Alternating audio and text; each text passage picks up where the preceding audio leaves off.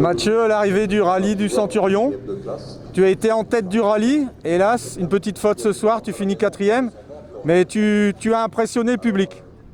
Ouais, non, en tête du rallye, bon bah il y a Dominique Roboux qui fait une boulette un peu au départ de la première, donc Vivant Massé qui abandonne, donc non, en tête du rallye, non. Je pensais pas être dans le coup d'entrer comme ça en rallye 4 par rapport à Sylvain. On y était, je veux dire, c'était surprenant, alors que personnellement dans la première j'ai pris mes marques avec l'auto, avec Andrea, j'ai pas attaqué réellement, j'ai pas pris de risque, aucun risque. La boucle 2, on s'est fait plaisir. L'auto, j'avais compris le système pour démarrer, pour l'anti-patinage, enfin plusieurs choses, donc super, voilà. Et puis bah, la troisième boucle, bon, bah, voilà, tu te mets un peu dans le jeu. On avait 10 secondes d'avance avant le départ de la dernière sur Sylvain. On s'est dit bah là on fait le même tranquille. On a pris le départ. Je pensais être crevé dans les 2-3 premiers kilomètres, j'ai dit à Andrea. Et puis apparemment non, donc je dis bon allez on rattaque. Et puis bah, sur un freinage je me fais piéger. On tire tout droit, aucun bobo, et en faisant marche arrière, je chope le coin du talus et voilà on en perd 12. Donc Sylvain, on en avait 10 d'avance, on perd 12. Voilà, après, c'était pas le but de gagner ici, c'était d'essayer l'auto, de rouler, voir ce que c'était comme voiture. Et bah, c'est magique, je remercie Andrea et Greg, mon beau-frère. Voilà.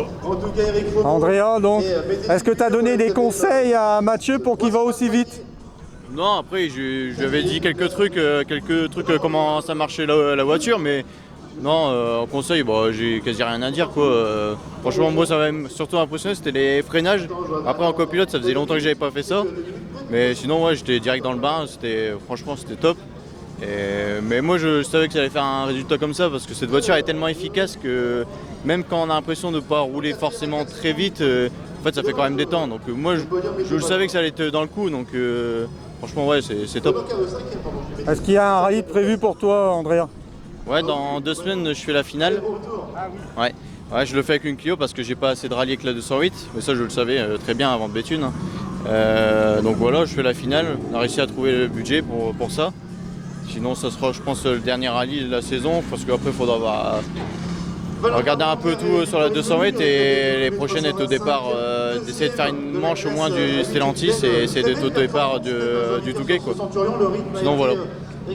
Et Mathieu, est-ce qu'il y aura un prochain rallye? De prévu pour l'instant, non.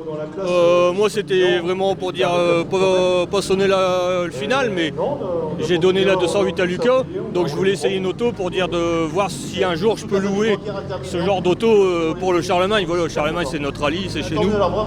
Donc voilà, je voulais essayer, voir si c'était possible de savoir la conduire déjà, d'avoir faire un du pied gauche, tout ça c'est fait, je pense que c'est acquis. Voilà, après il faut du pneu, ça gratte du pneu beaucoup, donc je pense qu'il faut un budget pneu, faut